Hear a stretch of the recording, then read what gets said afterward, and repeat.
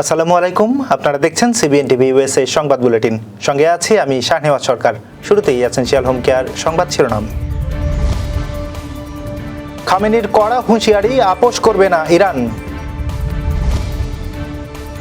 ইসরায়েলের আকাশ সীমা ইরানের দখলে। ইরান ইসরায়েল সংঘাতের কারণে বিশ্ববাজারে বাড়ছে তেলের দাম।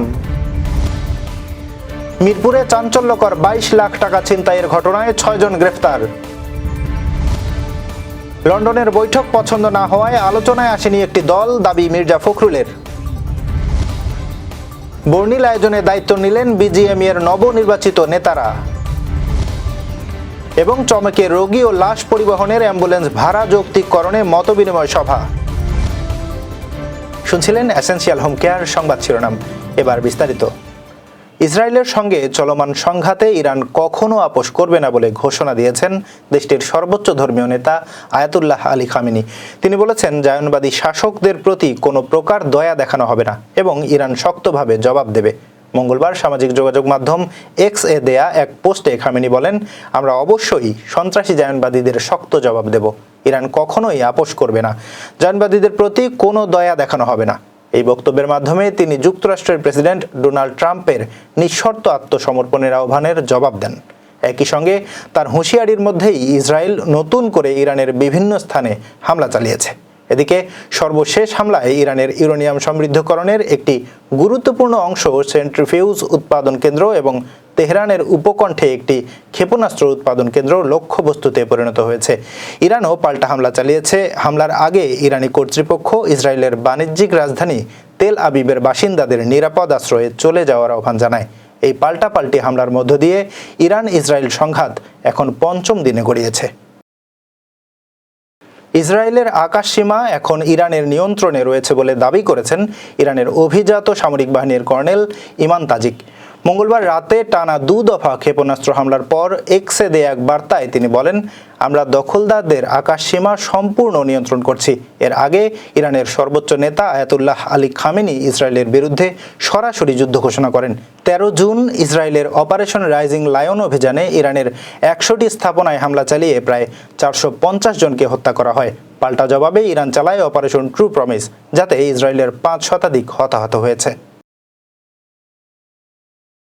মধ্যপ্রাচ্যে ইরান ইসরায়েলের যুদ্ধ গড়িয়েছে 6ষ্ঠ দিনে, আর এর প্রভাবে বিশ্ববাজারে জ্বালানি তেলের দাম ক্রমাগত বাড়ছে।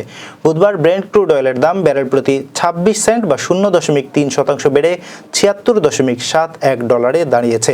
একই দিনে ওয়েস্ট টেক্সাস ইন্টারমিডিয়েটের দাম 35 সেন্ট বা 0.5% বেড়ে হয়েছে $75.19। মঙ্গলবার মার্কিন প্রেসিডেন্ট ডোনাল্ড ট্রাম্প ইরানের নিঃশর্ত আত্মসমর্পণ দাবি করেন। একই দিনে যুক্তরাষ্ট্র আরও যুদ্ধবিমান মোতায়েনের ঘোষণা দিয়েছে, যাতে মধ্যপ্রাচ্যে তাদের প্রতিরক্ষা জোরদার করা যায়।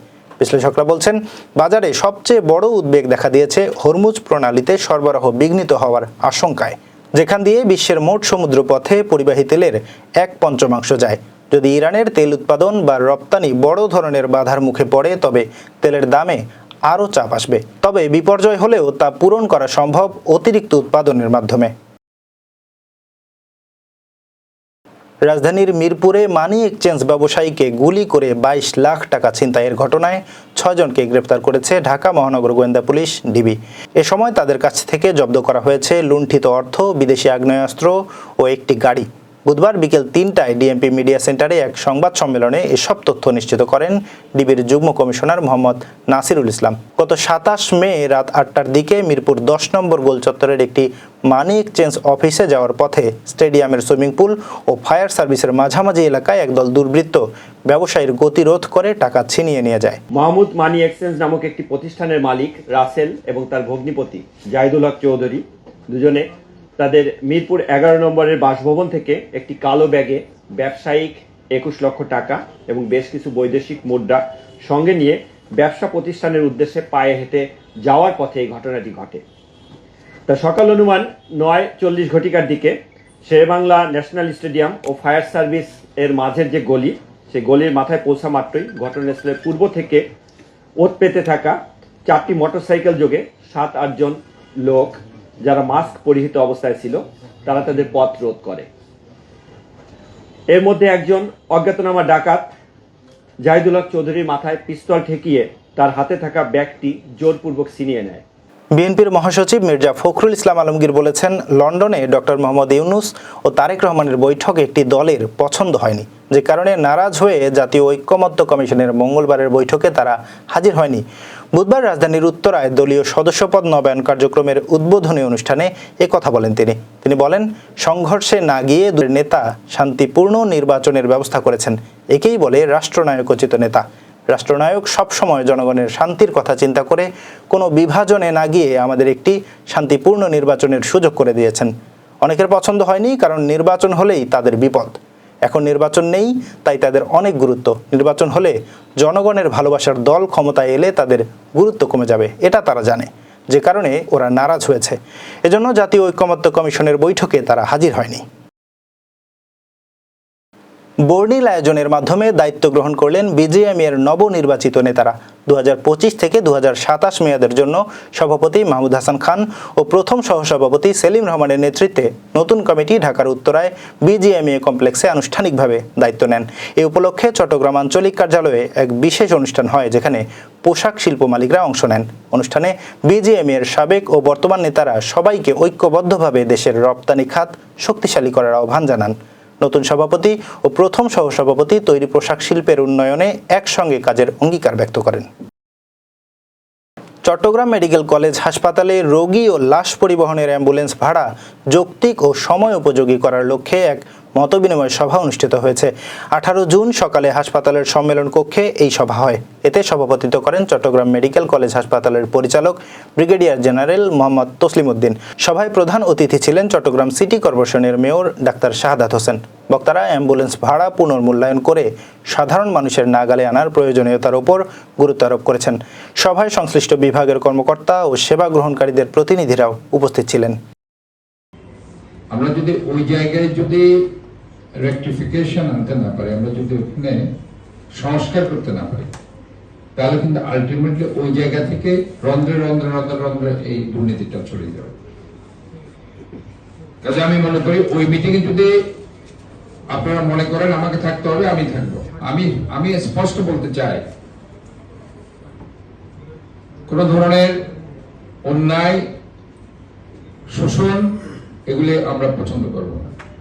এটার বিরুদ্ধে যতটুকু যেতে হয় ইনশাআল্লাহ আমি যেতে প্রস্তুত আছি, কোনো ছাড় দেওয়া যাবে না। এবার কর্ণফুলী ইনকাম ট্যাক্স সংবাদ শিরোনাম। নিউ ইয়র্কে মেয়র পদপ্রার্থী ব্র্যাড ল্যান্ডার গ্রেফতার। নিউ ইয়র্কে নবনিযুক্ত কনসাল জেনারেলের সাথে মতবিনিময়। আবার স্বাগতম সিবিএন টিভি ইউএস এর সংবাদ বুলেটিনে। শুনছিলেন কর্ণফুলী ইনকাম ট্যাক্স সংবাদ শিরোনাম। এবার বিস্তারিত। নিউ ইয়র্ক শহরের প্রধান হিসাবরক্ষক ও মেয়র পদপ্রার্থী ব্র্যাড ল্যান্ডারকে গ্রেফতার করেছে যুক্তরাষ্ট্রের ইমিগ্রেশন ও কাস্টমস এনফোর্সমেন্ট আইসিই। মঙ্গলবার নিউ ইয়র্কের ফেডারেল ইমিগ্রেশন কোর্টের সামনে এক অভিবাসীকে সহায়তার সময় মুখোশধারী এজেন্টরা তাকে হ্যান্ডকাপ পরিয়ে তুলে নেয়। ভিডিও ফুটেজে দেখা যায় ল্যান্ডার বারবার বলছেন, তোমাদের বিচারিক ওয়ারেন্ট নেই। পরে তার স্ত্রী এক বিবৃতিতে বলেন, একজন মার্কিন নাগরিককে এভাবে তুলে নেওয়া আইনের শাসনের লঙ্ঘন। হোমল্যান্ড সিকিউরিটি বিভাগ জানিয়েছে তিনি ফেডারেল অফিসারদের কাজে বাধা ও হামলা করেছেন। ডেমোক্র্যাট নেতারা ঘটনার নিন্দা জানিয়ে বলেছেন, আইসিই এখন সারা দেশে আতঙ্ক ছড়াচ্ছে। ট্রাম্প প্রশাসনের কঠোর অভিবাসন নীতির অংশ হিসেবে এমন ঘটনা আরও ঘটেছে বলে অভিযোগ মানবাধিকার সংগঠনগুলোর।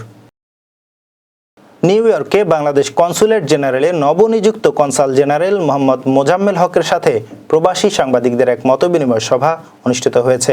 গত 17 জুন লং আইল্যান্ড সিটিতে অবস্থিত কনসুলেট ভবনে এই সভার আয়োজন করা হয়। সভায় কনসাল জেনারেল মোজাম্মেল হক বলেন, প্রবাসীদের কল্যাণে কনসুলেটের সেবা কার্যক্রম আরও গতিশীল ও জনবান্ধব করতে আমরা অঙ্গীকারবদ্ধ। আপনারা আমাদের অংশীদার। গণমাধ্যমের ভূমিকা কেবল তথ্য প্রবাহ নয়, রাষ্ট্রের প্রতিনিধিদের জন্যও তা একটি দিক নির্দেশনা। অনুষ্ঠানে বিশেষ অতিথি হিসেবে উপস্থিত ছিলেন যুক্তরাষ্ট্রে বাংলাদেশ দূতাবাসের প্রেস মিনিস্টার গোলাম মুর্তজা। তিনি বলেন, প্রবাসী সাংবাদিকরা দেশের ভাবমূর্তি উজ্জ্বল করতে অগ্রণী ভূমিকা পালন করছেন। ভবিষ্যতেও তাদের সহযোগিতা কাম্য। মতবিনিময় সভায় নিউ ইয়র্কের প্রবাসী সাংবাদিকরা অংশ নেন। তারা কনসুলেটের বিভিন্ন সেবা, ভিসা ও পাসপোর্ট কার্যক্রম, নথিপত্রের জটিলতা ও সময়ক্ষেপণ সহ নানা বিষয়ে প্রশ্ন ও পরামর্শ দেন। দর্শক, এই ছিল সিবিএন টিভি ইউএস এর সংবাদ বুলেটিনে। শেষ করছি। পরবর্তী বুলেটিন দেখার আমন্ত্রণ জানিয়ে এতক্ষণ সাথে থাকার জন্য ধন্যবাদ সবাইকে।